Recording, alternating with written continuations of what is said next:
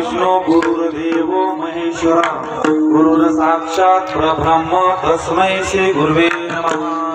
कैलासनाना शिवचंद्र मौळी वनेंद्र माता मुकुटे धळी कारुण्य सिंधू भवदुःखहारी तुझवीन शंभो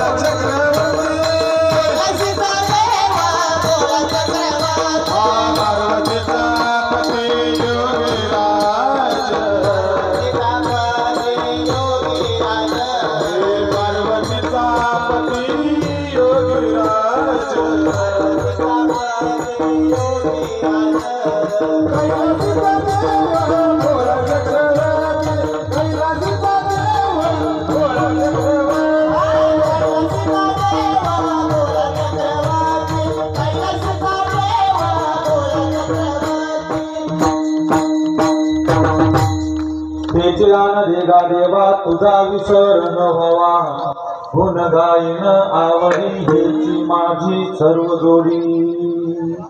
प्रस्तुत प्रसंग प्राप्त प्रसंग जगाचा मालक ब्रह्मांड नायक आत्मापूर निवासी श्रीमंत बाळूमामा मुख्या साधू संतांचा दिंडी सोहळा घेऊन पुण्यवान आणि पवित्र अशा या बापे गावच्या पुण्यवान भूमीमध्ये माझ्या देवाचा दरबार थटला।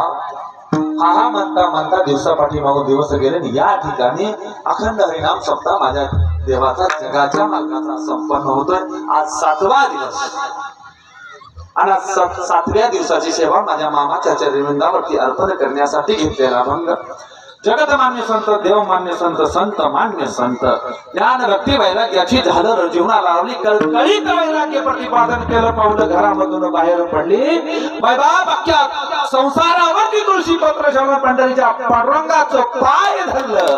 ती पावलं घरामधून बाहेर पडली डोंगर दऱ्यावरती जाऊन फिरवली। त्या चिपळ्याचा नाच डोंगर दऱ्यावरती निघत होता पण पंढरीचा पांडुरंग रावळामध्ये नाचत होता। अरे या महाराष्ट्रामध्ये असा भक्ती रसाचा डाव रंगला असा भक्ती रसाचा डाव रंगला पंढरीच्या पांडुरंगाला खेळ गडी इंद्रायणीच्या तटावरती भेटला आणि या दोघाचा असा डाव रंगला आणि याच महाराष्ट्रामध्ये पंचम वेदाची निर्मिती झाली। ते पंचम वेद निर्माते सकलांच्या हृदयाचे अधिष्ठान असले छत्रपती शिवाजी महाराजांचे आद्य गुरु जगद्गुरु तुकाराम महाराजांचा गात्यातील मागणीपर प्रकरणातील अभंग आजच्या सेवेसाठी घेतलेला आहे। अभंगाकडे प्रवृत्त होण्यापूर्वी अल्पसा परिहार देणं अत्यंत गरजेचं आहे। आज माझ्या मामाच्या निस्सीम कृपा आशीर्वादानं आज वर्षाच्या पहिल्या दिवसाची सेवा त्या गुढीपाडव्याची सेवा माझ्या पामराच्या वाट्याला आली। आज ही सेवा वाट्याला येणं म्हणजे ह्या गोष्टीचा संकेत येळे मामा की बापाचं लक्ष आहे। आजपर्यंत जसं ह्या गादीवर माझ्या मामानं उभा केलं तेव्हापासून आजपर्यंत पाडव्याची सेवा कधी चुकली नाही। बाकी कुठलेही लाख कोण येऊ द्या पण माझ्यासाठी माझ्या मामाचा माझ्या बापाचाच दरबार सगळ्यात मोठा आणि आज या ठिकाणी सेवा माझ्या मामाच्या चरणावरती नतमस्तक आहे। संत श्री सद्गुरु बाळूमामा देवालय ट्रस्ट आत्मापूर पालखी क्रमांक 17चे कारभारी आमचे लहू दादा लेंगरे आमचे समाधान दादा बाळू लेंगरे पुजारी मामा आहेत आचार्य मामा त्या सगळ्यांच्या चरणावरती नतमस्तक आहे। मामाची लाडकी लेकरे सगळे मेंढके बंधू दादांना तुमच्या चरणावरती माझा साष्टांग दंडवत आहे। लाख मोलाची सेवा तुमची असते। तुम्हा सर्वांना अंतःकरणपूर्वक धन्यवाद आहे। त्याचबरोबर मामाचे निस्सीम भक्त मामाची सेवा करणारे आमचे आदरणीय गुरुवारी आमचे येळे मामा तुमच्या चरणावरती माझा साष्टांग दंडवत आहे। मामा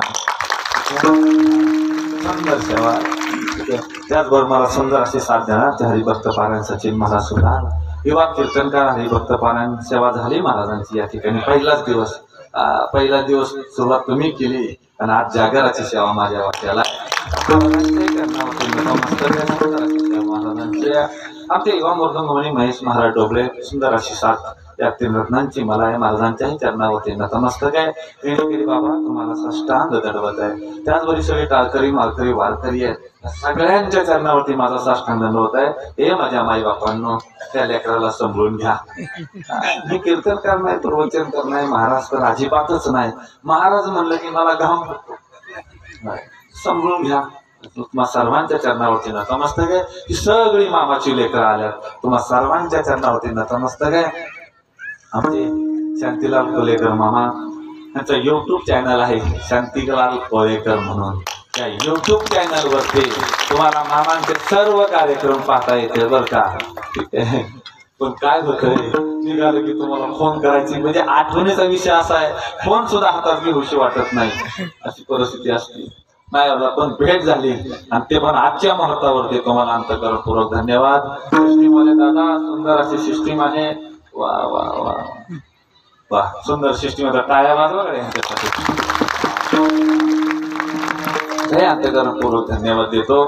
मामांची सर्व लाडकी लेकरं आहेत, पुढे सरून बसले असतील, पाठीमागे लांब बसलेले असतील, मोबाईल मध्ये मुंडकं घातलं असेल, कोणी व्हॉट्सअप काढला असेल, कोणी फेसबुक काढला असेल, कोणी इंस्टाग्राम काढला असेल, या सगळ्या दरिद्राला माझा अंतःकरणपूर्वक धन्यवाद. महाराज मंडळी, अभंगाचा भावार्थ अगदी पडत्यामध्ये बघूया. आपल्यापाशी फक्त 5 तासाचा अवधी आता उरलेला आहे. खूप वाडावड केली हो महाराज. रात्री बीडला होतो, 4:30 वाजता घरी आलो. तिथून पुढचा दिवसाचं शेड्यूल सुरू झालं. कुणाला नाराज करता येत नाही. अरे मामा काय करायचं, ठीक आहे, सगळी मामाची लेकर आहेत.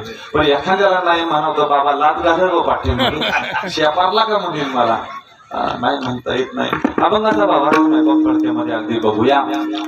हे चिरान देगा देवा तुझा विसर न व्हावा. हा 7वा दिवस आहे. वारकरी संप्रदायाच्या नियमाप्रमाणे हा 7व्या दिवशी जागराची सेवा पाहिजे.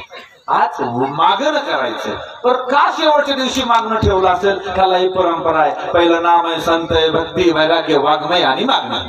ठीक आहे. हे काहीही सांगत बसत नाही. काय ह्याचा असा क्रम असेल तर शेवटच्या दिवशी आपल्याला काय मागावं ना हे कळलं पाहिजे, म्हणून शेवट मागणी आहे. ठीक आहे. बघा, प्रत्येक दिवसाकडे जर बघितलं ना, प्रत्येक दिवसा वेगवेगळा विषय आहे. आणि त्यातून आत्मज्ञानाची प्राप्ती आहे, त्यातून सदविवेक बुद्धीची प्राप्ती आहे, त्यातून सात्विक जागा होतो, त्यातून लौकिक आणि अलौकिक स्वरूपाचा फरक कळतो, त्यातून परपंचिक आणि परमार्थिक त्याचा फरक कळतो ना. म्हणून शेवटच्या दिवशी मागणी. आणि आज मागणी प्रकरणातील अभंग आहे. तुकाराम महाराज सांगतात, हेची दान तुला द्यायचंय ना, मी सांगतो तेच दे. हेची दान देगा देवा. काय दे? हेची दान दे. बघा, या ठिकाणी जर अभंगाची सुरुवातच बघितली ना तर एक गोष्ट लक्षामध्ये येते, चा प्रत्यय आलेला आहे. हे दान दे मला म्हटलेत का महाराज मंडळी? हे दान दे म्हटलेत का? तर हला ची प्रत्यय दिली आणि सांगितलं हेची दान देगा देवा. म्हणजे या ठिकाणी चौवरती जोर दिला. थोडक्यामध्ये एक सांगायचं म्हणजे जरी मागणी प्रकरणातील अभंग असला तर या अभंगाच्या माध्यमातून एक गोष्ट लक्षात येते की तो मागणाऱ्याचा अधिकार आहे, देणाऱ्याचा नाही. नीट लक्षात घ्या. मला सांगा, देणारा मोठा का मागणारा मोठा? महाराज मंडळी, समजा मला कसल्या एखाद्या गोष्टीची गरज पडली आणि मी मागायला लागलो, तर मागणारा मोठा आहे का देणारा मोठा आहे? बोलत जायचं पटापट. देणारा मोठा आहे का नाही? बघा, मी मागाशीच सांगितलं मला काही येत नाही, तुम्ही बोलला ना मला जरा बरं वाटेल, जरा सपोर्ट भेटेल मला. ठीक आहे. हा, आणि असं कोणी मनात आणायचं नाही आम्ही काहीतरी बोललो बाबा काहीतरी हिचकायचा का, आपलं जर कसं जमतच नाही रे मामा, वेळच नाही आपल्यापाशी.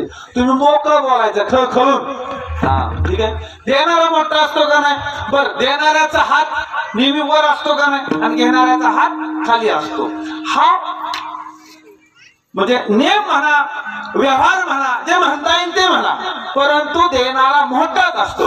परंतु ह्या अभंगाचा जर विचार केला ना, इथं देणाऱ्यापेक्षा घेणारा मोठा आहे. तुम्ही म्हणाल कसं काय? तर नीट लक्षात घ्या. इथं दिलंय हेची दान दे, म्हणजे ह्याच्या व्यतिरिक्त मला दुसरं नको. द्यायचं असेल तर दे, नाही तर तुझं तू बघ. गरज देणाऱ्याला का घेणाऱ्याला? गरज कोणाला, घेणाऱ्याला का देणाऱ्याला? हिथं देणाऱ्याला गरज आहे. म्हणून तुकाराम महाराज म्हणतात, हेची दान देगा देवा, हे देवा हेच दान दे. कुठलं? मी जे मागल तेच दे. तू देतोय ते मला मान्य नाही, मग कुठलं दान मागितलं? तुझा विसर न व्हावा, हेच दे. तुझा विसर न व्हावा हे दान तू मला दे. काय सांगितलं? हे दान दे. दान मागितलं. दान कुठलं आहे? तुझा विसर न होणं हे महत्वाचं दान आहे. बघा, थोडस अभंगाकडे नीट लक्ष देऊया आपण आणि धावता जायचे, कारण वेळ आपल्यापाशी नाही. मागणीचे प्रकार किती आहेत, कुठल्या स्वरूपाची मागणी आहे, आता ह्याच्यावरती चिंतन करायला वेळ नाही आपल्याला. पण अभंगाचा भाग काय घडतात बघू. एक महत्वाचा मुद्दा लक्षामध्ये आला. अभंगाच्या पहिल्या चरणाच्या उत्तरार्धामध्ये त्याचा विसर न पडणे हे महत्वाचं दान त्यांनी मागितलेलं आहे. मग ते दान जेव्हा विषय आला की मला दान कुठलं दे, तुझा विसर न पडो हे दान दे, मग त्याच्यासाठी तुला काय काय करावं लागेल हे सांगितलेलं आहे. मागणी एकच आहे बरं काय. या अभंगाच्या माध्यमातून मागणी एकच आहे, ती म्हणजे तुझा विसर न व्हावा ही मागणी आहे. पण बाकीचं जे आहे ना, ती त्याला लावलेलं काम आहे, त्याला लावलेला तो रोजगार आहे. तू त्यासाठी काय कर, त्याचा उपाय सांगितलेला आहे. मग गुणगायीन आवडी हेची माझी सर्व जोडी, मग का हेची दान देगा देवा, तुझा विसर न व्हावा.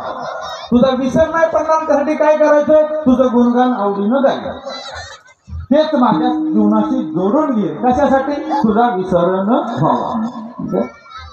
न लगे मुक्ती धन संपदा, कशासाठी? तुझा विसर न व्हावा याच्यासाठी न लगे मुक्ती आणि धन संपदा. मुक्ती मिळाली त्याची आठवण आहे का? नाही. थोडं मागणं विपरीत स्वरूपाच आहे बघा. बरं, धन संपदा आली म्हणजे माया गोळा झाली. माया गोळा झाली की त्याचा विसर पडला. म्हणून तुझं विसर नकोय ना, तर न लगे मुक्ती आणि धन संपदा. मुक्ती नको, धन संपदा नको. का नको? तुझा विसर न व्हावा. ठीक आहे, न लगे मुक्ती धन संपदा. मग काय दे? संत संग देई सदा. कशासाठी देई सदा? तुझा विसर न व्हावा यासाठी संत संग देई सदा. चौथ्या चरणामध्ये काय सांगतात? तुका म्हणे गर्भवासी, तुका म्हणे गर्भवासी सुखे घालावे आम्हाशी. तुकाराम महाराज सांगतात की मला पुन्हा जन्माला घाल, म्हणजे मुक्ती नको म्हणून जन्म आहे, मुक्ती नको म्हणून जन्म आहे. आणि मग तुकाराम महाराज सांगू लागले की मला पुन्हा जन्माला घाल, त्या गर्भामध्ये सुखानं ठेव. कशासाठी ठेव? तुझा विसर न व्हावा याच्यासाठी मला गर्भामध्ये पुन्हा सुखाने ठेव आणि पुन्हा जन्माला घाल. कारण काय? तर तुझा विसर न व्हावा हे कारण. बर, का सुखाने ठेवा? गर्भीच्या यातना सहन होणं कठीण आहे. किती वेळा जन्मा यावे,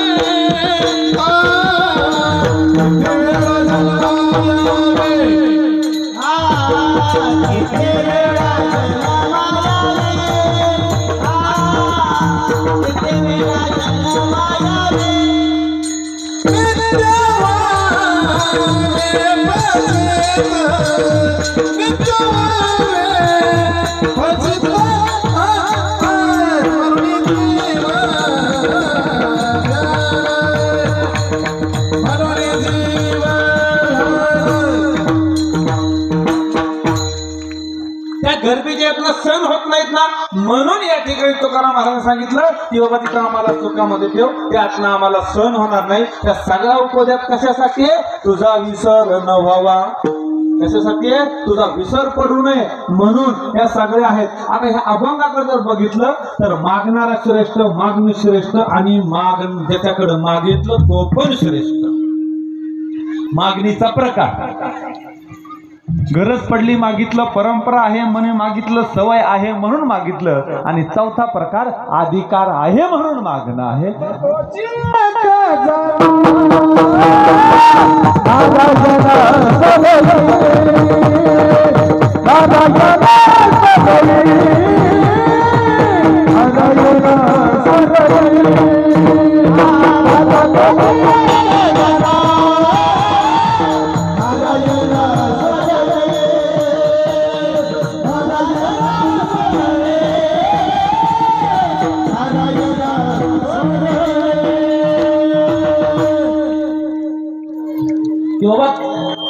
पुन्हा जर मी जन्माला आलो तरच तुझी मला संगती भेटणार, तो तू जर मला जन्माला आलो तरच मला संत भेटणार. म्हणजे ही सगळी मागणं श्रेष्ठ स्वरूपाची आहे. मागणारे तुकाराम महाराज म्हणून मागणारा श्रेष्ठ आहे, मागणी पांडुरंगाकडे आहे म्हणून देणारा श्रेष्ठ आहे. आणि या मागणीतून सवय नाही, परंपरा नाही किंवा गरज आहे म्हणून मागतात असंही नाही. इथं अधिकार आहे, अधिकार तिथं अधिकार आहे आणि त्या अधिकाराचं मागणं आहे. तेच बाबाला पाहिजे असं शिट्या आणते. हा शिट्या आणून देऊ बाबा. काय होतं माहिती का, आम्ही चढायला लागतो ही उट्या टाकतो. काय बॉम्बला जगा काही नसतो व्यवस्था कशी असते असू द्या. हा मागणी अधिकाराची, मागणी अधिकाराची आहे. त्या अधिकाराने मागणी आहे. आता याच्यामध्ये देवाणघेवाण आहे. मला मी तुला हे देतो. आता अभंगाचा दुसरा एक भाग आपण बघू. काय भाग आहे, याची राग देखा देवा तुझा विसर न होता. तर दुसऱ्या अंगाने जर आपण विचार केला तर मग त्याच्या बाबतीत मी काय करल तर गुण गाईन आवडी. त्या पद्धतीत मी काय करल तुझं गुण आवडीनं जाईल आणि तेच माझ्या जीवनाशी जोडून घेईल. म्हणजे देणं घेणं आहे ह्याच्यामध्ये, देणं घेणं आहे. तुम्हाला हे दे मी तुला ते देतो. आणि म्हणून तीचा प्रत्यय आहे व्याकरणाच्या भाषेत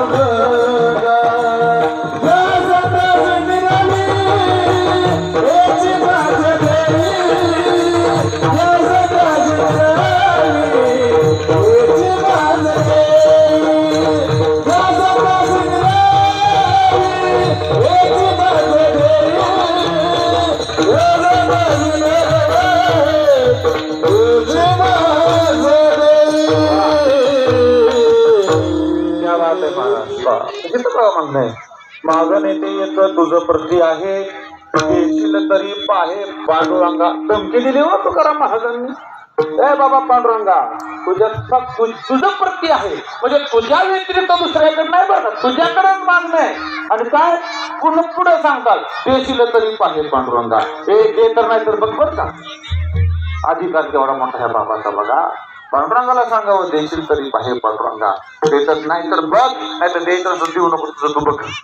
मग काय संतांच्या पशी मला सांभाळायला ठेव. कशासाठी ठेव, संतांची संगत घडावी, त्यांची कृपा व्हावी म्हणून. असं अलौकिक स्वरूपाचं मागणं हे लौकिक स्वरूपाचं नाही, हे अलौकिक स्वरूपाचं मागणं, हे परमार्थिक मागणं, हे अधिकाराचं मागणं. आणि म्हणून ह लागतील प्रत्ययाला व्याकरणाच्या भाषेत बोलायचं म्हणलं तर ही विभक्तीची षष्टी आहे, विभक्तीची षष्टी आहे. आणि त्याचा कारकार्थ ही देवाणघेवाण असते म्हणून तिचा प्रत्यय आहे. आणि म्हणून तुकाराम महाराज शेवट सांगतात ही सगळी गोष्ट मला घडावी, मला तुझी संगत घडावी, मला तुझं नाव माझ्या मुखामध्ये सदैव राहावं, नव्हे नव्हे तुझीच आठवण मला सदैव राहावी. मला बाकी काही नको आहे, त्याच्यासाठी तू मला एकदा जन्माला पुन्हा घाल. कारण का हा सुख सोहळा स्वर्गी नाही. स्वर्गीचे अमर इच्छिताती देवा मृत्यू लोकी व्हावा जन्म. आज तुम्हाला सांगू का, आज हा सोहळा तुमच्या बापेगावमध्ये भरला ना, आज त्या देवदेवतांना सुद्धा ईर्ष्या होत असेल ह्या उत्सवामध्ये या सोहळ्यामध्ये येण्याची. हा स्वर्गामध्ये नाही हो माहिती, हा इथंच भोगायला येतो. आणि म्हणून तुकाराम महाराजांचं मागणं आहे तुका म्हणे गर्भवासी सुखे घालावे अंबावी. त्यासाठी तुझा विसर न व्हावा याच्यासाठी अभंगाचा सरळ आणि साधा भावार्थ संपला. एकदा विठोबा रुक्माईचं भजन होईल आणि मामांच्या चरित्राकडे प्रवृत्त होईल.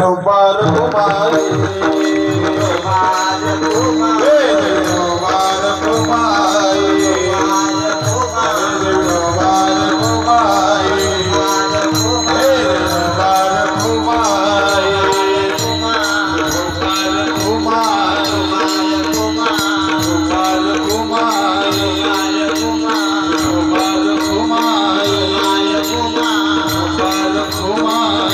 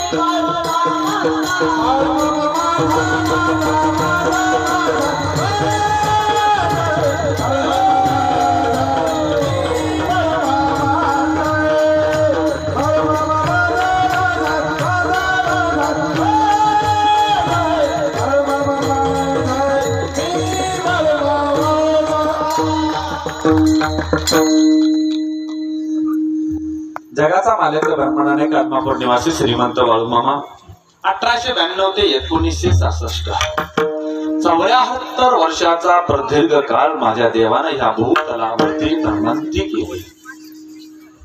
हा म्हणता म्हणता 74 वर्ष लोटली गेली. 1966 आलं आणि देव आदमापुरामध्ये विसावला. आज देवाला समाधिस्थ होऊन 57 वर्ष चालू आहे. परंतु ह्या भूतलावरती 7 चिरंजीवी आहेत आणि या कलियुगातला 8वा चिरंजीवी म्हणजे माझा आदमापूरचा बाळूमामा. एखाद्याच्या मनामध्ये प्रश्न निर्माण होईल, देव तर समाधिस्थ झाला तर तुम्ही त्याला चिरंजीवी कसं म्हणता?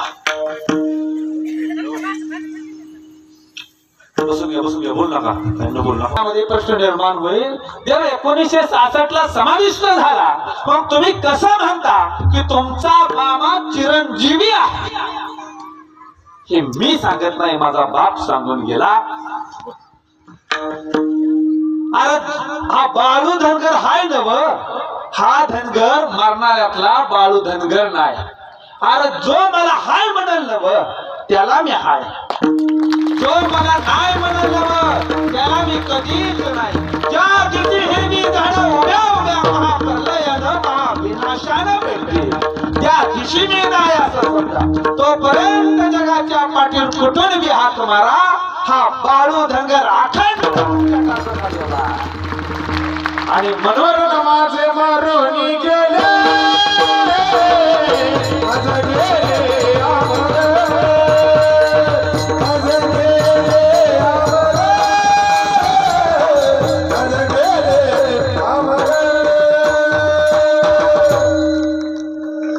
म्हणून माझा देव आज सुद्धा त्या भूतलावरती भ्रमंती करतो. 19 पालख्या 4 राज्यामध्ये अखंड माझ्या मामाची या जगाच्या मालकाची भ्रमंती. आज तुमच्या वाफेगावला माझा देव आला आणि या भव्य दिव्य असा दरबार माझ्या मामाचा थाटला का मामाला काही काम नव्हतं म्हणून? कशासाठी आला असेल हो माझा देव इथपर्यंत? का देवाला कशाची गरज होती म्हणून? देव तुमच्याकडे काही घेण्यासाठी कधी येणार नाही आणि कधी आलाच नाही. तुम्हाला काहीतरी देण्यासाठी माझा देव येत असतो. तुमचा परपंच निहाळण्यासाठी, त्या लेखी बाळीला या लेकरांना पाहण्यासाठी देव आदमापुरावून इथपर्यंत आलेला आहे. म्हणून मी सुरुवातीला सांगितलं की तुमच्यासारखे भाग्यवान तुम्हीच आहात. त्या देवानं 1892 ला भूतलावरती अवतार घेतलाय म्हणून. आणि आज जगाच्या मालकाचा झेंडा जग दुनियामध्ये फडकायला लागलाय. तुम्ही भाग्यवान आहात, तुम्ही भाग्यवान आहात की तुम्ही आज मामाच्या समोर ह्या 2024 मध्ये जगाच्या मालकाच्या समोर बसला आणि ह्या मामाचा सोनेरी भंडारा कपाळी लावला. अरे हा भंडारा ज्याने ज्याने लावला त्याच्या त्याच्या जीवनाचं सोनं झालंय, त्याचं जीवन सोन्यासारखं झालेलं आहे. जगाच्या मालकाची सुंदर अशी मायबापानं सेवा करा. परपंच सोडू असं कोणी तुम्हाला सांगितलंय का? अजिबात सोडू नका परपंच. पण परपंच करत असताना वेळात वेळ काढून माझ्या मामाची सेवा करा. ह्या सेवेतून तुम्हाला फळ प्राप्ती आहे. काय द्यावं मामानी म्हणून इथं येण्यापेक्षा आपल्या बाप हित आहे, आपली माय हित आहे म्हणून हित यावं मामाची सेवा करावी. आई बाप काळजी घेतात ना, तसा माझा देव काळजी घेणार आहे. अरे लाखोच्या संख्येनं लोक आदमापूरला आमोशाच्या वारीला जातात. लाखोच्या संख्येनं लोक आमोशाच्या वारीला आदमापूरला जातात. काल आमोशाची वारी तुम्हाला याच बोडीमध्ये घडली. La la la la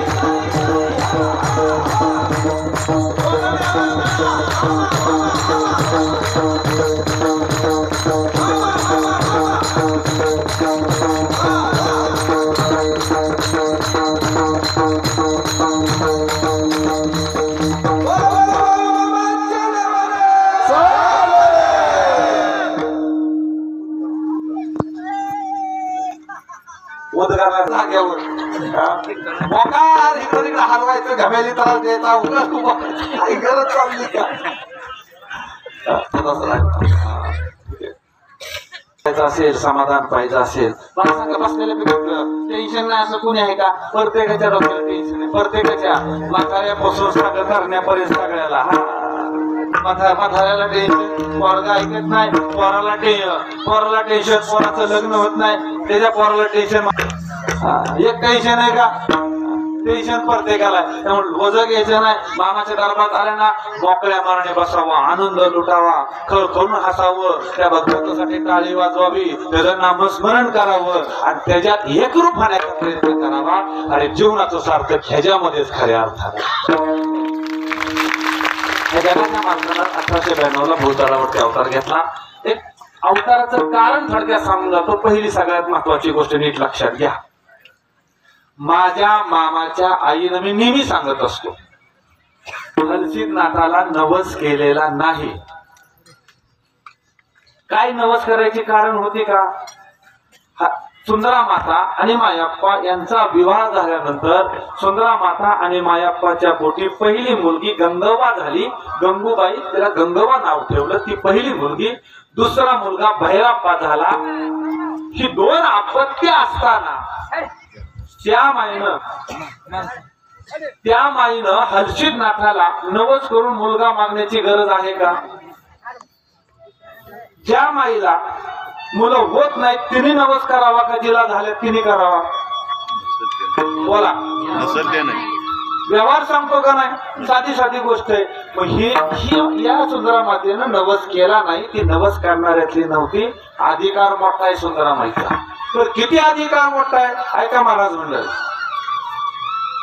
ही सुंदरा माता अधिकार एवढा मोठा आहे पंढरीच्या पांडुरंगासंग प्रत्यक्ष भाषण करायची सुंदरा माता अधिकार एवढा मोठा की नवस करू शकत साल 1925 स्वतःच मरण जेव्हा चंद्रभागेच्या तीरावरती वाळवंटामध्ये बघितल्याबरोबर त्या वाळवंटामध्ये उभा राहिली कंबरवरती हात दिला पांडुरंगाशी बोलायला लागली तिथून उभा राहून त्या पांडुरंगाला बेटेवरनं खाली उतरून समोर यावं अधिकार केवढा मोठा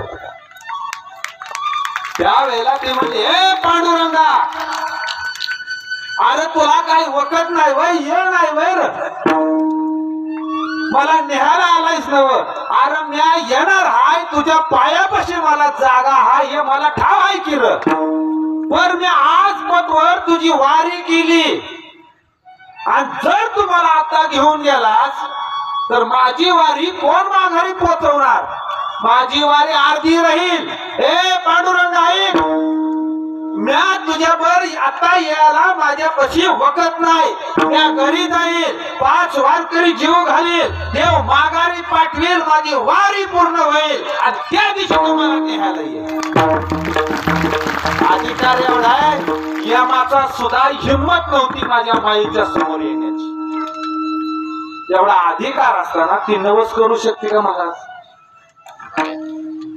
तिला देवदेवृषी करायची गरज आहे का तिला नवस करायची गरज आहे का गरजच नाही हो त्या माईने नवस केलेला नाही अन्नदान का चालू आहे देव जेव्हा अवताराला आला अवताराला येण्याच्या अगोदर देव देवतांनी 8 टाकी होती जो अवताराला जाईल तो 1000 जीवांना पोटभर अन्न घालेल आणि त्या 1000 जीवांना पोटभर अन्न घालण्यासाठी माझा देव अवताराला आला तो शिवशंकर काशी विश्वेश्वर धनगराच्या पोळामध्ये बाळूमामाच्या रूपात दुसरी गोष्ट हलसिद्धनाथानं सुंदरा मातेला दिलेला आशीर्वाद आहे आणि तिथं सुंदरा मातेनं त्याला सांगितलं ज्या वेळेला हलसिद्धनाथानं सुंदरा मातेला विनवणी केली 1891 त्यावेळेला सुंदरा मातेनं सांगितलंय देवा हे हलसिद्धनाथा म्या तुझ्यापाशी येत्या तुला काय बी मागायला येत नाही. अरे आज पण तोय मी तुला काय मागितलं नाही.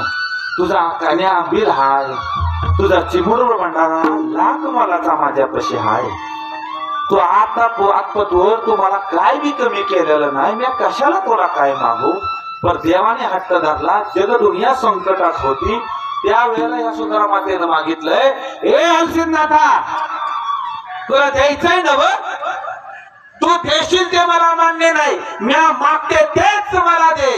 बोल तुला मान्य असेल तर. त्यावेळेला माझी माय बोलू लागली, ए हलसिद्धनाथा हे जगाच्या मार्गा, अरे तू माझ्या समोर उभा आहेस, तू म्हणतो म्हणून मी तुला मागते. तुझ्या कोण मला पैसा पाणी सोनं नाणं काय बी नग आहे. अरे प्रपंचामध्ये मला काय बी नग तुझ्याकडून. तुला द्यायचंय नव एकच इकडे आवाज मला कोणत्या तुला द्यायचंय नव एकच गोष्ट मला दे. हे ऐक हलसिद्धनाथा, तुला मान्य असेल तर बोल. तुला द्यायचंय नव एकच गोष्ट मला दे. अरे तुझ्यासारखा मुलगा माझ्या पोटी जन्माला दे. नव नव तूच माझ्या पोटी जन्माला ये आणि त्याचा झेंडा त्रिलोक्यामध्ये लागू. ते मागणारीचा का हलसिद्धनाथाच्या आग्रहामुळं पांडुरंगाच्या आदेशामुळं जग दुनियाला संकटातून बाहेर काढण्यास. आणि मग देव धनगराच्या कोळामध्ये अवतार आलाय. एक लक्षात घ्या, देव जरी धनगराच्या कोळामध्ये आला असला तर देव कोणा एका जातीचा, कोणा एका धर्माचा, कोणा एका पंथाचा नाही, कोण गरीबाचा नाही, श्रीमंताचा नाही. माझ्या देवाला गरिबी श्रीमंतीची ह्याच्याशी काही बी घेणं देणं नाही. माझ्या ह्या मामाला अरे कोण जातीचा कोण पंथाचा आहे ह्याच्याशी घेणं देणं नाही. माझ्या देवाला ह्या 74 वर्षामध्ये नवे आजपर्यंत सुद्धा माझा देव फक्त सेवाच बघतो, भक्तीच बघतो, विश्वासच बघतो, निष्ठाच बघतो. आणि तुम्ही आम्ही त्याची केलेली भक्ती भावाने सेवा ही त्याच्यासाठी. आणि म्हणून देव धनगराच्या कोळात देव बकरी राखायला लागला. कारण देवाला शब्द होता 1000 जीवांना पोटभर अन्न घालणं. म्हणून देव बकरी राखवा लागला. ही बकरी साधी सुधी नाही. आणि ही परंपरा चालू असताना मला तुम्हाला भंडाऱ्याची यात्रा, मामाची यात्रा आता संपन्न झाली. कोण कोण गेलं यात्रेला हात वर करा. अरे मेंढक्याला तुम्ही तुमचा तर पहिला मान बाबांनो, यात्रेला पहिला मान मेंढक्यांचा असतो बरं का. बाकी ह्या बसल्याला कोण गेलं का? हा तिथं कार्यक्रम ऐका. ए बस बस सगळी कामा करू. देवाचा बालपणीतला आणि असंख्य लिहिला आहे ही सगळं घडत असताना देव बकरी राखता साल 1925 मेतके गावामध्ये विरुपाक्षी गंगम नावाचा त्यांना स्वामी म्हणायचे मामाचा निश्चित झाला. त्याच्या मदतीने मामा 1925 ला मेतक्यामध्ये पहिल्यांदा पाऊल ठेवलं. 1928 बळवंत पाटलाच्या शेतातली बाबळीची झाडं, आंब्याची झाडं चारली. तिथं बळवंत पाटलाचा परिचय झाला. बळवंत पाटलाला 200 पेंड्याला 22 पोती धोंडाळा देणारा माझा देव. त्या दिवसापासून बळवंत पाटलाचे मामाचे संबंध जडले. हा म्हणता इतके दृढ झाले. माणसं जोडत गेली आणि साल 1930 मामा बकरी घेऊन कर्नाटकच्या भागामध्ये माझा देव बकरी राखतोय. आणि ती बकरी आता महाराष्ट्रामध्ये येणार आहे. त्यावेळेला मामांच्या बरोबर असंख्य लोक आहेत. दुपारच्या 12चा सुमारे माझा देव हातामध्ये घुंगराची काठी, खांद्यावरती घुंगऱ्या, जरीचा फेटा माझ्या देवाने लावलेला अष्टगंध टिळा आणि पैठाण कापशीमध्ये बनवलेलं कणकरीत कोल्हापुरी पैठाण माझ्या देवाच्या जगाच्या मार्गाच्या पायामध्ये सूर्य असा डोक्यावरती तळपायला लागलेला आहे. आणि मामाच्या समोर अशी मामाची लेकरं चरत होती, बकरी चरत होती.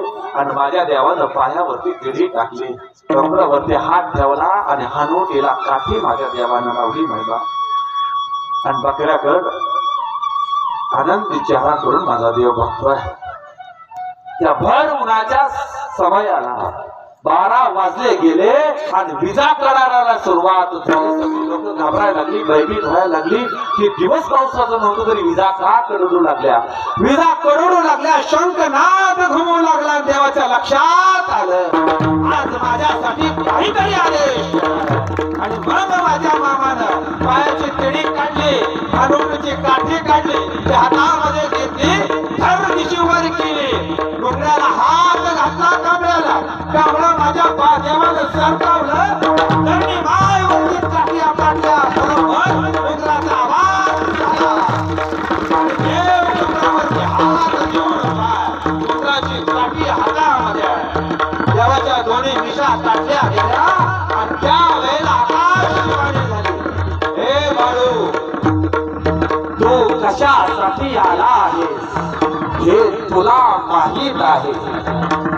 तू या कलियुगामध्ये येऊन धर्माची स्थापना तुला करायची आहे, याची जाण तुला आहे.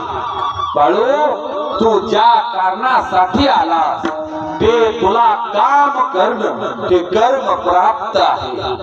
ऐक बाळू, तू मेंढर राखतो, तू रानोवान फिरतो, तू आज या माळावरून त्या माळावरती जातोस. ही तुझी चालत असलेली तपश्चर्या आहे. तू येत असताना धर्म स्थापन करायला तुझा अवतार आहे. या अवताराची तुला जाणीव आहे हे आम्हास ज्ञात आहे. परंतु तू करत असलेली तपश्चर्या ती फळास यावी, तुला फळ प्राप्ती व्हावी. म्हणून ऐक बाळू, लोक संग्रह कर, पांडुरंगाचा सप्ताह कर आणि जे धर्म करण्यासाठी तू अवताराला आलास ते शेळ्या मेंढ्यांच्या बरोबर जनमानसांच्या मुखामध्ये अन्नदान सुरू कर आणि त्यांना धर्म दाखव, त्यांना नीती धर्म शिकव.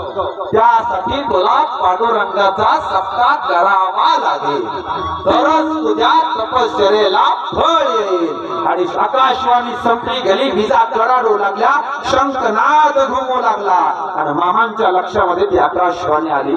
त्या दिवसापासून साल 1930 ते 1931 पर्यंत मामांच्या डोक्यामध्ये तोच विचार आहे की सप्ताह सुरू करावा लागेल, सप्ताह सुरू करावा लागेल. आणि बकरी फिरत फिरत हमीदवाड्याच्या माळावरती बकरी आली आणि बकरी आल्यावरती हमीदवाड्याच्या माळावरती द्वादशीचा प्रसंग आहे. एकादश संपली, द्वादशीला सगळ्यांनी प्रसाद घेतला, बकरी चरायला गेली आणि मामा पांढऱ्या शुभ्र्या गुंडीवरती देव माझा 2 पायावरती बसला, खांद्यावरती काठी टेकवली, खांद्यावरती कांबळ आहे, एका हातामध्ये माझ्या देवाच्या बिडी आहे. आणि देव गप्पा गोष्टी करू लागला. करत असताना देवानं प्रश्न विचारला. अरे म्हणला, त्यावेळेला विरूपाक्ष जंगम होता, बोधकुपीचे जयराम पाटील होते, बिद्रीचे भजनीकर होते, भजनीकर मंडळ सगळं होतं, बळवंत पाटील मेतक्याचे होते, दत्तात्रय गणपती पाटील होते, असंख्य माणसं त्या ठिकाणी बसलेली सगळी होती. आणि देवानं विषय काढला, हे लेखाच्या या बाळू धनगराचं एक काम आहे. अरे मी ह्या माळावरून त्या माळावर फिरतो या, पण मला वाटतं या की पांडुरंगाचा सप्ताह केला पाहिजे, त्याच्या नावानं मोठं अन्नदान झालं पाहिजे. अरे कमा करावा, कुठं करावा, सगळी लोक चर्चा करू लागली. माझा देव बोलला, हे गाड्या हो ऐका रे, पण माझ्या भरोसा करसाला. अरे मी आता उपट सुद्धा हे केलं, आज या माळावरती तर उद्या त्या माळावरती हाय, आज या गावात हाय तर उद्या त्या गावात हाय, कसं करावं. समजायची चर्चा झाली आणि समजानं मेतके नावाचं गाव निवडलं. साल 1931 जून महिना वंडून गेला होता. सर्वांनी विचार केला, साल 1931 ला विचार केला. मेतके गावाच्या पश्चिमेच्या कडेला चिकोत्रा नदीच्या किनाऱ्यावरती भंडारा सुरू करायचा दिवस झाला फाल्गुन वद्य एकादश. सर्वांमध्ये दिवस ठरला गेला फाल्गुन वद्य एकादश. मामांनी सर्वांना सहमती दिली आणि साल 1932 फाल्गुन वद्य एकादशीला मामांचा तंबू त्या चिकोत्रा नदीच्या कडेला मारला गेला. ज्या ठिकाणी मामांचं आता मंदिर आहे त्या ठिकाणी तंबू मारला गेला आणि त्या तंबूमध्ये मुळे महाराज पांडुरंग हर्षिदनाथाच्या ज्या पादुका होताराने बनवल्या होत्या त्या पादुका आणि बाळूमामाच्या पादुका अशा 4 फोटो त्या ठिकाणी पादुका पूजल्या गेल्या, वात घातली गेली, विना उभा केला आणि भंडाऱ्याला सुरुवात झाली. फाल्गुन मध्ये एकादशी शके साल 1932 देवाची यात्रा भरली गेली. हा म्हणता दुकानं लागली गेली, खेळणी पाळणं सगळं त्या ठिकाणी, हजारोच्या संख्येनं लोक त्या माळावरती त्या ठिकाणी जमा झाले आणि देवाची यात्रा भरली गेली. वाजू लागला, ढोल वाजू लागला, भंडाऱ्याची उधळ होऊ लागली, भजन होऊ लागलं, रंगई वया होऊ लागल्या, नाना प्रकारचे खेळ त्या ठिकाणी होऊ लागले. हा म्हणता मेतकेच्या गावाला मोठ्या यात्रेचं स्वरूप आलं आणि 1932 पहिल्या एकादशी दिवशी यात्रा भरली गेली आणि मामांच्या बकऱ्याची जी दुधाची घागर आहे ती त्या ठिकाणी पुजली गेली एकादशीच्या दिवशी. ती आज ही परंपरा आहे. एकादशीच्या दिवशी गेलेल्या पापमोचनी एकादशीला मामांचा भंडारा यात्रा सुरू झाला आणि दुधाची घागर प्रत्येक पालखीमधून गेली आणि ती एकादशीच्या दिवशी वाजत गाजत ती पालखी घागर मामांच्या मंदिरामध्ये ठेवली जाते. ती परंपरा साल 1932 पासून सुरू झालेली. त्यावेळी 2 घागरी मडक्यामध्ये होतो, 2 घागरी त्या देवांच्या समोर पुजल्या गेल्या. 2 घागरी मामांच्या पादुका, हर्षनाथाच्या पादुका, पांडुरंगाचा फोटो, गोळ्या महाराजांचा फोटो, ही सगळ्या चौघांची पूजा मांडली, घागरी मांडल्या. द्वादशीच्या दिवशी खेळ झाले. त्रयोदशीला दिंडी निघली. जशी दिंडी आता आत्मापुरामध्ये त्रयोदशी दिंडी तशी दिंडी निघती, प्रदक्षिणा मारली गेली, नदीला देव आंघोळीला गेले, देव माघारी आले, त्या घागरी खोलल्या गेल्या आणि त्या ठिकाणी द्वादशीच्या दिवशी मामाने त्या मेतक्यामध्ये 14 फुटाचा रणखांब रवला आणि देवानं सांगितलं, अरे म्हणला समजा हजारोच्या संख्येनं लोक माझा देव उभा राहिला. आवाज होता, अरे आवाज टाकला तर ब्रह्मांड आणून जायचं. देव बोलला, ए माझ्या लेकरांनो बाळांनो, अरे हिथं आला बाळू धनगराने यात्रा भरवली म्हणून आला नव. ऐका, हा तुम्हाला खांब दिसतोय नव, हा खांब या बाळू धनगरानं या भूतळावरती रवलाया. तो कशासाठी रवलाया तुम्हाला ठाव नसतं नव.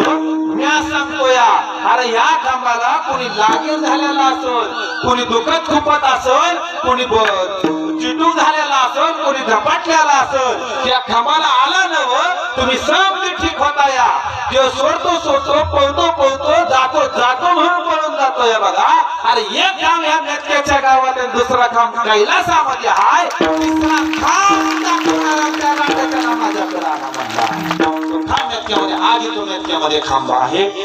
तिथून ही यात्रा साल 1932 ते साल 1938 पर्यंत मेतक्याच्या गावामध्ये चालली. 7 वर्ष यात्रा मेतक्याच्या गावामध्ये भरली. आणि मला माहिती बरं का, म्हणलं की नाही म्हणणं त्यांना काही जीभ रेटत नाही, आम्हाला 1938 पर्यंत यात्रा चालली. त्या यात्रेमध्ये एक प्रसंग घडला. मामाची यात्रा चालू होती, एकादशीचा दिवस होता आणि मामांचा बकरी रानोमा मेतक्याच्या गावामध्ये फिरत होते. मेतक्याच्या गावामध्ये बकरी फिरत असताना ज्योती पाटील नावाच्या शेतकऱ्याच्या शेतामध्ये मामांची बकरी गेली. त्याची आंब्याची झाडं होती, ती झाडं त्या बकऱ्यानं खाल्ली, धान खाल्लं आणि ही ज्योती पाटलाला कुणीतरी सांगितलं. अर्धान पहिलवान होता, 6-6.5 फूट उंचीचा, निगरगट्ट होता आणि गावात कोणाचे ऐकत नसणारा. हाताला कळल्याबरोबर म्हणला त्या बाळू धनगरच्या बकऱ्यानं तुझी झाडं खाली, तुझं शेत खाल्लं. हातामध्ये काठी घेतली, परत त्या शेताकडे आला. मामांची बकरी तिथं चढ होता, हातामध्ये दगडी घेतली, हातामध्ये ढेकूळ घेतलं, बकऱ्याला मारायला सुरुवात केली. काठीनं बकऱ्याला मारण्याची बकरी वरडून पळत होती आणि मेंढकं पुढे आलं, सांगितलं दादा बकऱ्याला मारू नका, दादा बकऱ्याला मारू नका. समोर आलेल्या मेंढक्याला आडवं केलं, पाठीमध्ये धपा काठीचं बदाडा घालत होता. मेंढका बोंबलत होता, मेंढका ओरडत होता. ऐका मेंढक्यांनो, ज्योती पाटील मेंढक्याला मारत होता पण मामा त्या तंबूमध्ये तडफडत होता. पाठीवरती काठ्या पडत होत्या मेंढक्याच्या, पण यातना मला देव मोकत होता तंबूमध्ये. मारलो मेंढक भरून दिलं बकरी साईडला ठेवली. संध्याकाळची वेळ आली. महाराज लक्ष द्या बरं का. संध्याकाळची वेळ झाली. बकरी आली व तळाकड. नाही बा बकरी तळाकड आली ना मेंढक्यानं कुणाला सांगितलं नाही. जगाच्या मालकाला सगळं माहिती हो. पिल्ल झाली सगळी. वाघर मारली गेली. बकरी झाली.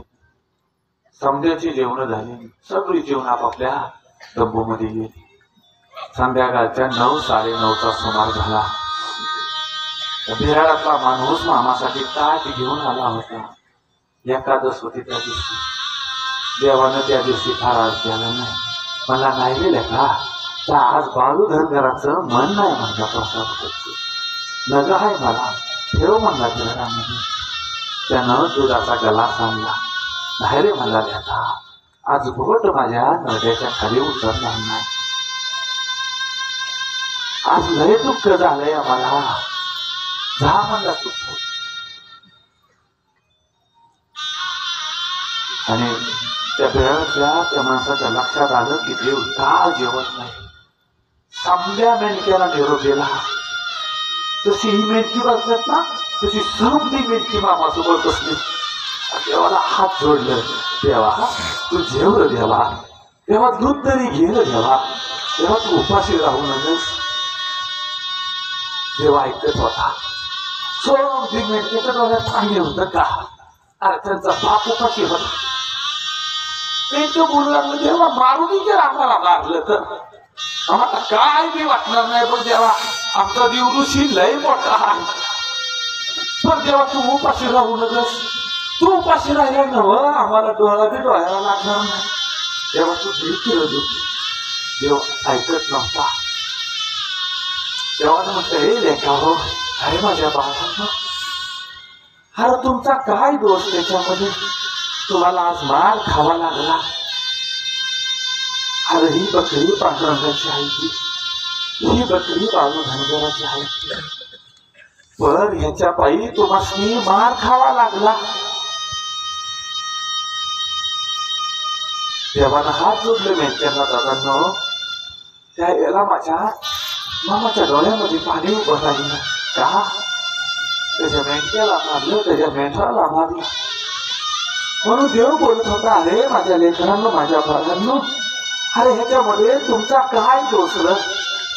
त्या मेंढराचा काय दोष र बाळांनो. जा बाळांनो जा तुम्ही झोपा जा. तर एक सांगतो हाय आजची रात जाऊ द्या उद्याचा दिवस जाऊ द्या. तो बाळू धनगर त्याचा न्याय निवाडा केल्या बिगार राहणार नाही. समधी मेंढक्याने हात जोडलं देवा आम्ही उठणार नाही देवा. देवा तेव्हा तुला काहीतरी खावं लागेल. समध्या मेंढक्यानं हात जोडलं. पुढं दुधाचा प्याला धरला आणि सांगितलं देवा तेव्हा तू जर जे आज दूध नाही घेतलं ना तर उद्या आम्ही काय बी खाणार नाही. आम्ही तसंच राहू देवा. कारण आमचा बाळ उपाशी असताना आमची माय उपाशी असताना आम्ही नाहीच काय बी खाणार देवा. समध्या मेंढक्याने आदर केला. आणि मग माझ्या मामानं एक घोट घेतला फक्त आणि त्याला माघारी केला. समधी झोपा केली. पाहिलं दादांनो त्या दिवशी रात्रभर माझा देव झोपला नाही. या अंगावरून त्या अंगावरती माझा देव उलटा पलटा होतोय. सकाळच्या पारी तेव्हा समज आवडलं. पूजा मांडली गेली. नैवेद्य दाखवला गेला. समधी जेवायला बसली. हजारो लाखोच्या संख्येनं लोक आहे. लोक प्रसाद घ्यायची मामाचं दर्शन घ्यायची जायची. पण आदल्या रात्री ह्या मामानं सांगितलं होतं हे मेंढक्यांनो उद्या सकाळी पांडुरंग आहे 33 कोटी देव आहे. अरे हर्षित नाथ आहे विठ्ठल देव आहे. समधी निवेद प्रसाद घेतील आपला आपल्या राहुलाला जातील. त्याच्यानंतर न्याय निवाडा मांडल. आणि मग समधी प्रसाद घेऊन निघायला लागली. जाण्याची सुरुवात झाली. लोक जात होती. मेंढक्यानं तळाकडे गेली. बकरी सोडायची सुरुवात झाली.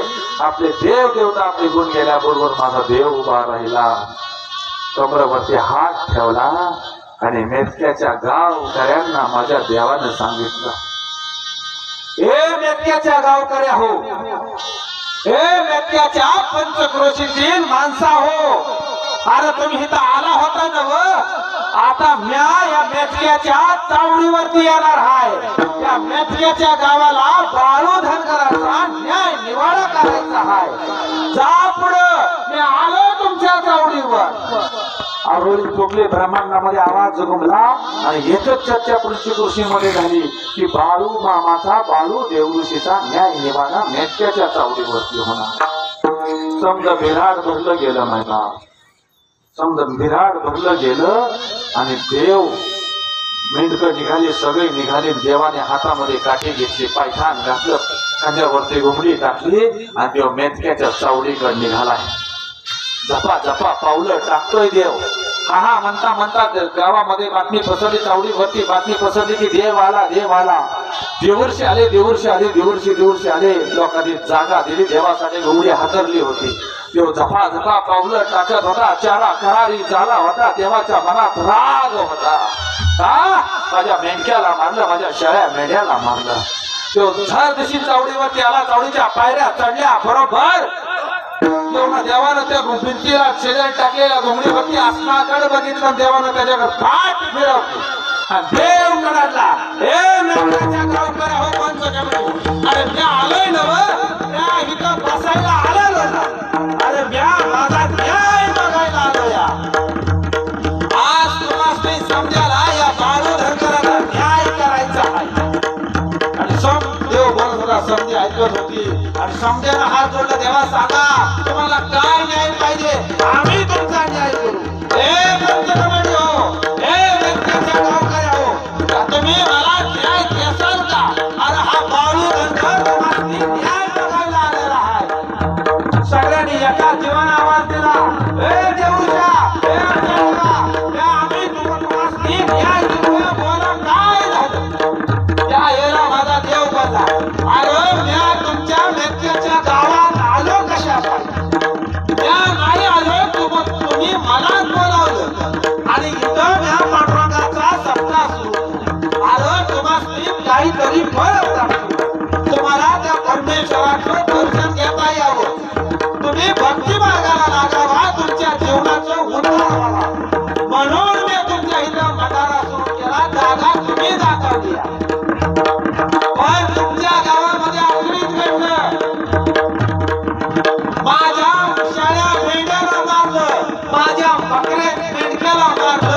अरे काय नुकसान केलं माझ्या शाळा मेंढ्या? नुकसान झालं होतं तर बाळू धनगराशी येऊन मागायचं होतं, म्या भरून दिलं असतं. पण का मारलं त्यासनी? आता मला त्याचं नुकसान झालंय नवं, बाळू धनगर त्याला भरून देईल. माझ्या मेंढ्याला मारलंय नवं, माझ्या मेंढ्याला मारलंय, माझ्या शेळ्याला मारलं, ते मला भरून द्यायचं आहे. पंचकमिटी उभा राहिलं, आपलं गाव उभा राहिलं आणि सांगू लागलं, देवा हे दिवशा मी आलोडी तू भेटलं देवा, तेव्हा सांग सांग देवा, कुणी मारलं तुझ्या मेंढ्याला? आताच्या आता आम्ही न्याय करू, तुला न्याय देऊ. न्याय निवाडा ह्याच चावडीवरती होईल. समधी शब्द देत होती, समधी शब्द देत होती. त्या वेळेला माझा देव बोलला, अरे तुमच्याच गावातला आहे म्हणून म्या तुमच्या इथं चावडीवरती आलो. या आणि त्याच वेळेला गर्दीमधून ज्योती पाटील उभा राहिला, हातामध्ये वाकडी काठी टेकवत टेकवत आला. दत्राचा एक सोगा हातामध्ये, पेट्याचा सोगा मागं टाकला, मिशाला पीळ दिला आणि तळा तळा चालत आला आणि मग बोलू लागला, कोण हाय रे या मेथक्याच्या गावात? या ज्योती पाटलाला आडवं येणारा. अरे येऊन तर बघा की तिथंच गाडतो तुम्हाला. असं म्हणल्याबरोबर समधी खाली मान घातलं, त्याला बोलणार कोणी नव्हतं आणि देवाला भडा भडा शिव्या देत होता. पण कोणी चकार शब्द काढला नाही. साल 1938 ज्योती पाटील पुढे येत होता. देव चावडीच्या दगडावरती उभा होता. देवाचा चेहरा लाल व्हायला लागला होता, सूर्य तळपायला लागला होता आणि ज्योती पाटील बोलत होता, अरे मेथक्यात नो कोणी जर आला नव पुढं, हे भांडण माझं आणि ह्या धनगराचं आहे. जर मध्ये आलासा तर घरदाराचा गाड बुडून मारून टाकील. पंच कमिटी पुढारी सुधारी सगळ्यांनी खाली मान घातली आणि त्या देवाच्या समोर असा ज्योती पाटील उभा राहिला आणि बोलू लागला, नाना शब्द बोलला, अरे तुमचं ही पोट भरण्याची धंदा आहे ती, माझं नुकसान केलं. अरे तू कोण आहेस? नाही त्या गोष्टी देवाला बोलत होता. देव फक्त ऐकून येत होता. का कशासाठी देव ऐकत होता ठावळे तुम्हास नाही. त्या देवाच्या बाकऱ्याने त्या ज्योती पाटलाच्या शेतातलं पीक खाल्लं होतं, त्याचं पुण्य त्याच्या पाठीशी शिल्लक होतं, म्हणून माझा देव ऐकत होता. वेळ सरत चालली नाही, वेळ सरत चालली. 12:30 पावणे 1 झाली. 1चा सुमार झाल्याबरोबर माझा देव करायला ज्योती पाटील जेव्हा देवाच्या समोर आला होता, देवाच्या खांद्याला हात लावला होता. ए धनगरा, तुला काय करायचं ती कर, मी उभा आहे तुझ्या समोर. बरोबर 1चा सुमार आहे. आणि त्यावेळेला देवानं काठी हातामध्ये घेतली, मुठी आवळल्या गेल्या, गुंड्याला हात घातला, गुंड वर केलं, घर केलं, फिरून पुन्हा खांद्यावरती घेतलं. आणि देव बोलला, ए ज्योती पाटील, आता तुझा वखत संपला. माझ्या अंगाला जर आता हात लावशील ना, त्या समजा व्यक्तीच्या समोर तुला या क्षणाला विचार करेल तर काय बसवा केला तर जगात माणूस अगर नाव सांगणार नाही. तिचा करायला गेला, ज्योती पाटील धाडव लागला, मागं चालला. देव बोलू लागला, ए ज्योती पाटील, तुला श्रीमंतीचा नाद आहे, तुला तुझ्या ताकदीची धमेड आहे. अरे तू माझ्या बँकेला मारलं, माझ्या शाळा मेल्याला मारलं, नुकसान झालं होतं नवं. त्या बाळू धनगराशी इचरायचं होतं, त्यात त्यांचा काय दोष होता? ए बँकेच्या गावकऱ्या हो, अरे तुम्ही काय माझा निवडा करणार? या कलियुगाचा न्याय निवडा. त्या कलियुगामध्ये बाळू धनगर आहे नवं, बाळू धनगराचा न्याय निवडावी. त्या सूर्यनारायणाच्या साक्षीनं बाळू धनगरच करेल. देव बोलत होता, विजा कडकडत होत्या, मुंग्याची पाठी धरणी मायवरती आदळत होती. मुंग्याचा आवाज खायला होत होता, धरणी मार जगमगत होती. आणि देवाच्या मुखातून शब्द बाहेर पडले, पडत होते. हे मेटक्याच्या गावकऱ्या हो, त्या ज्योती पाटलानं माझ्या मेंढ्याला मारलं, माझ्या शेळ्या मेंढ्याला मारलं. त्या आता पत्तर गप होतो, त्याचं समज ऐकून घेतलं. या अशा बाई ठाव हाय नसली. अरे माझ्या शेळ्या मेंढ्याने जे खाल्लं नवं, त्याचं पुण्य ह्याच्या पाठीशी उभं होतं, म्हणून कलियुगाचा बाळू धनगर ऐकत होता. पण आता समज संपलेला हाय. ए ज्योती पाटील, एक तरी समुद्रात पडत काढशील तर तुझ्या जीवनाचा नायनाट करेल आणि तुला याच मातीतली सवेल. देव बोलत होता, ज्योती पाटील थांबला नाही. आणि ज्योती पाटील पुन्हा शिव्या द्यायला लागला. शिव्या द्यायला लागल्या बरोबर देवाचा चेहरा लाल झाला, डोळ्यामध्ये रक्तासारखं उभं राहिलं, चेहरा रागीत झाला. डोंगराच्या काठीचा हात आवळला गेला, काठी वर उचलली गेली. तिचा भयान कडकत होता. देव ज्योती पाटलाचं डोळं वटारून बघत होता. तोंडातून शब्द ज्योती पाटलाच्या चालल्या बरोबर देवाचा आवाज दिला, ए ज्योती पाटील, बस. धरणी मायवरती काठी आपली बोलू लागला, आता माझा आहे. ज्या मुखानं तू या बाळू धनगराला शिव्या दिल्यास, ज्या शरीराच्या ताकदीवरती तुला धमेड आहे, ए ज्योती पाटील, या कलियुगाचा बाळू धनगर स्वतःचा न्याय निवाडा. त्या सूर्यनारायणाच्या साक्षीनं मेघड्याच्या तावडीवरती करतो या. अरे तू मला शिव्या दिल्या नवं, त्याच्या 6 महिन्यामध्ये तू कुत्र्यासारखा भुकत या मेघड्याच्या गल्लीबोळात फिरशील. आणि ज्या शरीराच्या ताकदीवरती तुला धमेड आहे नवं, त्या शरीरावर तुझा कापडा राहणार नाही. अरे समज मेघाबद्दल भुकता भुकता तुला 6 महिन्याच्या आत त्या मेघड्याच्या गावात तुला अंत होईल. मेघड्याच्या गावात तुला अंत होईल. देव निघाला. देवाने सांगितलं, हे मेघड्या हो, बाळू धनगर चालला तुमच्या गावात. देव झपा झपा पावले टाकत होता. धरणी माय हादरत होती. साहेबाब देव निघून चालला होता, लोक आडवी पडत होती, देवाला विनवणी करत होती. देव झोपत नव्हता. देव निघून गेला.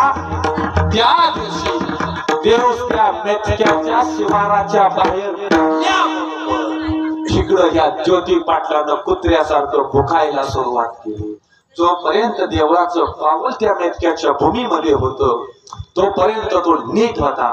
ज्या वेळेला त्याचं शिवार वलांडलं आणि इकडं मेथक्यामध्ये त्या ज्योती पाटलानं भुकायला सुरुवात केली. कुत्र्यासारखा भुकत भुकत 6 महिन्याच्या मेथक्याच्या गल्लीबोळामध्ये फिरत होता. अंगावरती कपडा नव्हता आणि मेथक्याच्या गावात सगळ्या देखत त्याचा अंत झाला. माझ्या देवानं त्या दिवसापासून मेथक्यामध्ये मामा गेला नाही. नाना गिनवण्या केल्या तिकडे गेला नाही. 1939 43 करड्याला मामाचा भंडारा भरला.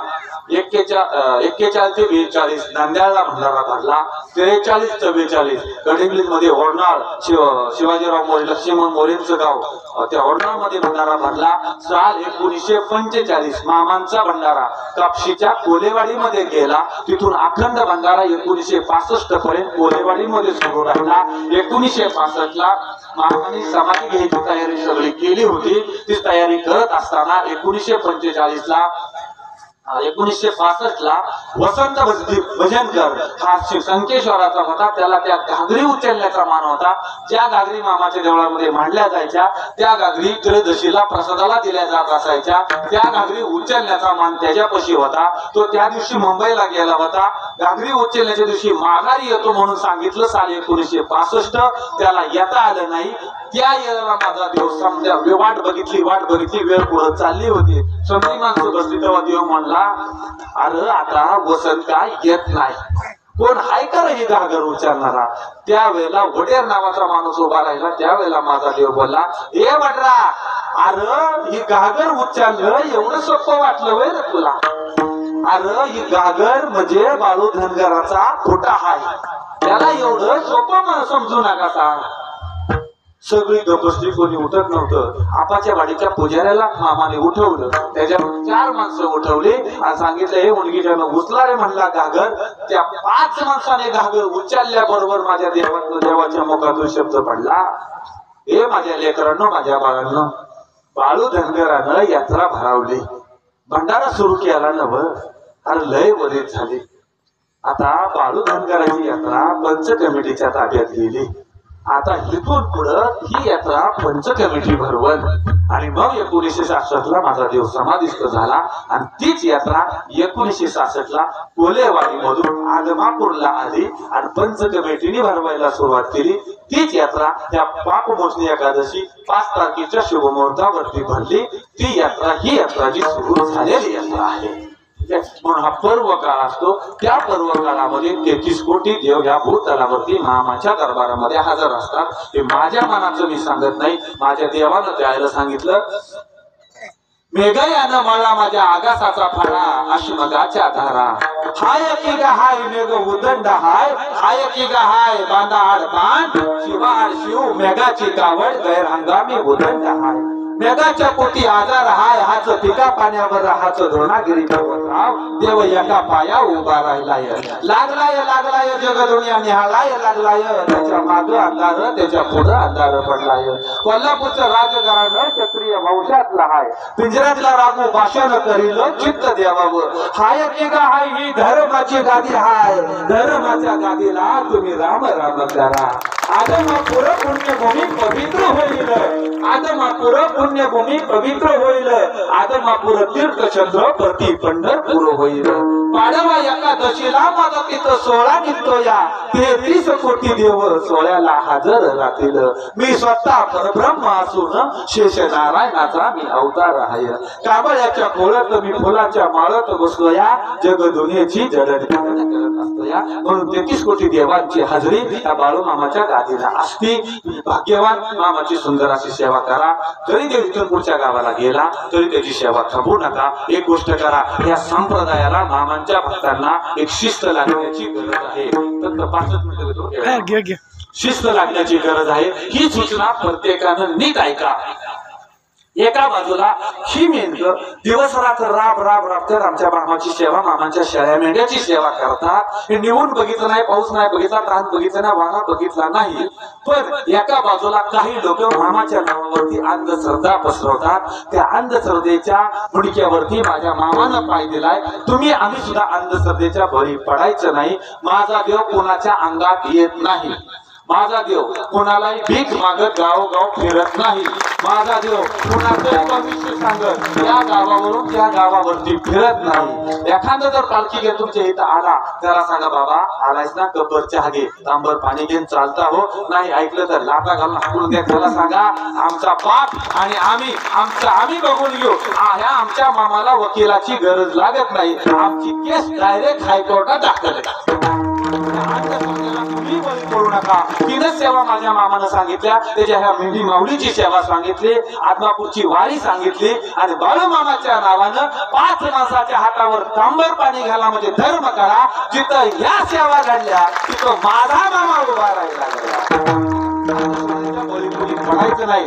जर एखाद्याने मामाच्या नावाखाली एखाद्याला पैसे दिलं, एखाद्याने तुम्हाला पैसा मागितलं, तुझं काम करून देता, एवढं पैसे दे, एवढं धान्य दे, एवढं सोनं दे, आणि ते तुम्ही दिलं, तुमचं काम हो नाही तर नाही हो, त्याच्याशी मामाचा काळी मात्र संबंध नाही. आणि मामाच्या नावाने कुणी बोंबलायचं नाही.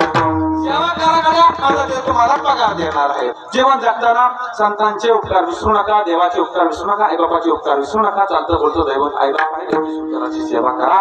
जाता जाता देवाच्या चरणी एकच मागा, मामा तू आता आम्हाला भेटलास ना, आयुष्याच्या क्षणापर्यंत नवे आणि जरी गेलो ना तरी तुझ्या चरणापाशी जागा दे. एवढंच आपण त्यांना मागायचं. ठीक आहे. जीवन जगताना जेव्हा जेवण करतो तेव्हा त्या शेतकऱ्याचा आभार मानायला विसरू नका.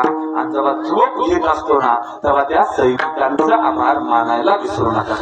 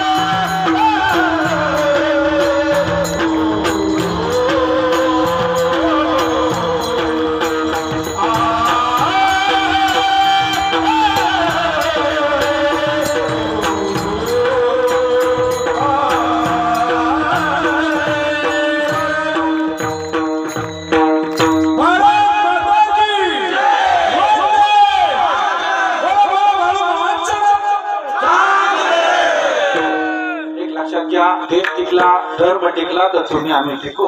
अजून सुद्धा वेळ गेलेले नाही. तुमच्या आमच्या डोक्यामध्ये प्रकाश पडा. धर्माचा अभिमान स्वाभिमान बाळगा, धर्माविषयी निष्ठा बाळगा.